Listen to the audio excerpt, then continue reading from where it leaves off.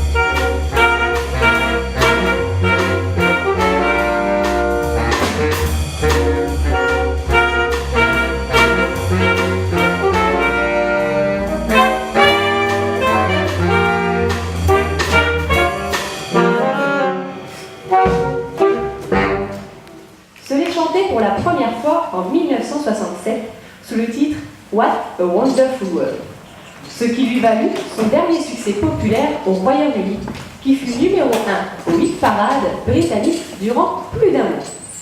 Chanson de Bob Till et George Weiss, où le narrateur décrit à la première personne les différentes choses de la vie quotidienne qu'il voit et considère comme belles. Les arbres et les roses, le ciel, la lumière du jour et la noirceur de la nuit, les couleurs de l'arc-en-ciel, les bébés qui grandissent et représentent l'avenir. Une reprise punk a même été utilisée pour des publicités en France par Joey Ramone. On la retrouve également dans les années 80 avec le film Good Morning Vietnam. Je vous laisse vous balader au gré de ce monde merveilleux. Voici What a Wonderful World.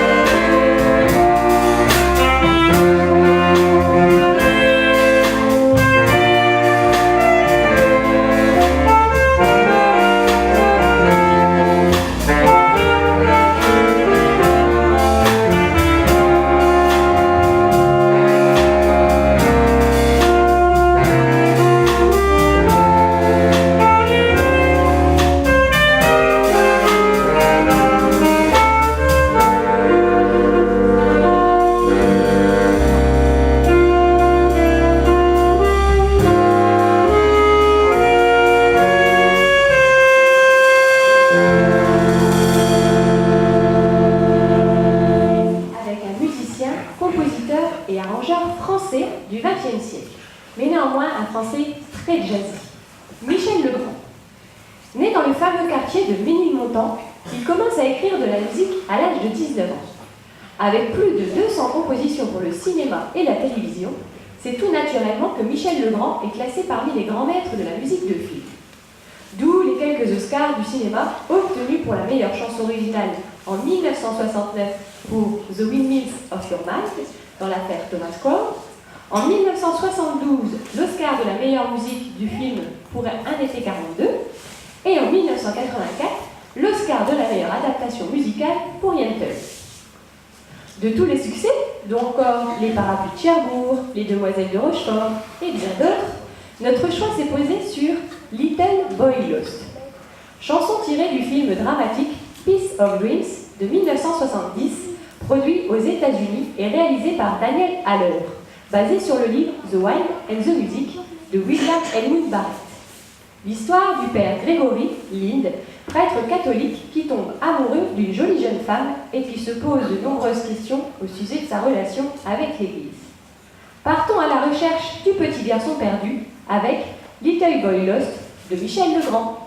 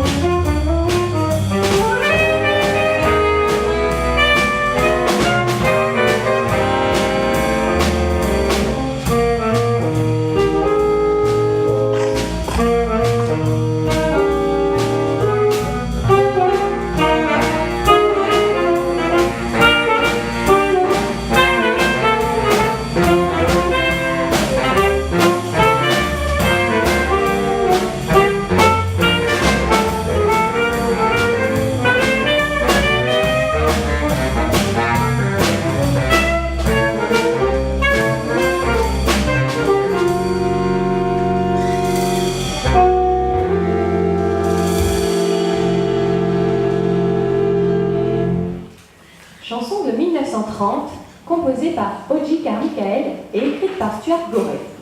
Georgia on My Mind est notamment connue pour son interprétation par Ray Charles en 1960. Chanteur, compositeur, arrangeur et pianiste américain, Ray Charles est une figure majeure de la musique afro-américaine. Atteint de cécité totale dès l'âge de 7 ans, cela ne l'empêche pas de poursuivre son rêve et d'atteindre le succès, avec notamment ce fameux et néanmoins controversé Georgia on My Mind. En effet, alors qu'il devait jouer dans une salle en Géorgie, salle réservée aux publics blancs à cause de la ségrégation qui existait dans les années 50 au sud des États-Unis, il refuse d'y entrer, respectant ainsi tous les Noirs et se rebellant contre l'autorité. Après cet acte fort, les autorités vont lui interdire à vie de revenir jouer en Géorgie. Et ce n'est que 20 ans plus tard, après la fin de la ségrégation et des lois raciales, que le gouvernement de Géorgie lui présente des excuses publiques et choisit ce titre comme hymne de l'État de Géorgie, devenu hymne officiel depuis le 24 avril 1979. Voici Georgia on My Mind.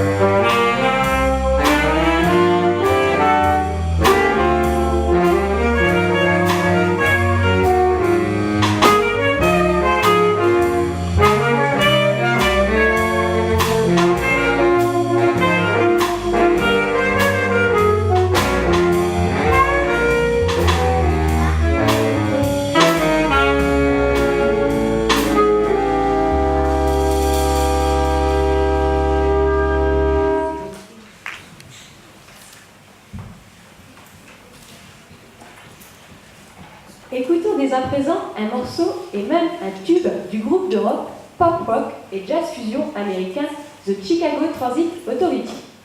Formé en 1967 à Chicago dans l'Illinois aux États-Unis, le groupe reprend le nom de la compagnie gérant les transports en commun de la ville de Chicago.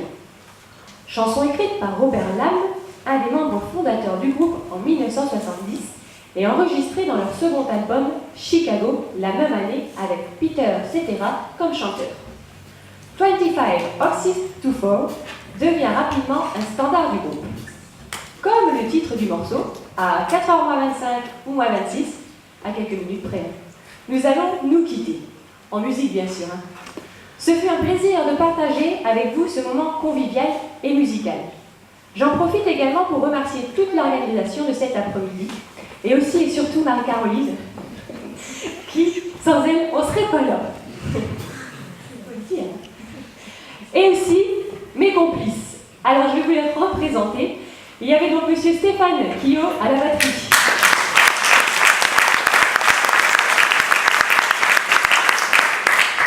Monsieur Alain Villiers au saxophone baryton.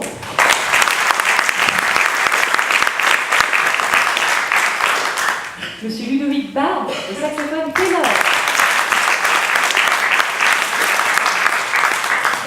Bonne nouvelle, on a retrouvé notre petit garçon perdu, Julien Randoisen.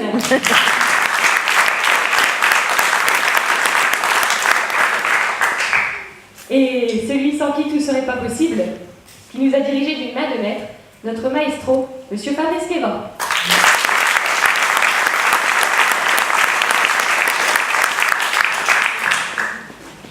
Et moi-même, la bassiste, et la bassiste, Emmanuel Trouchot.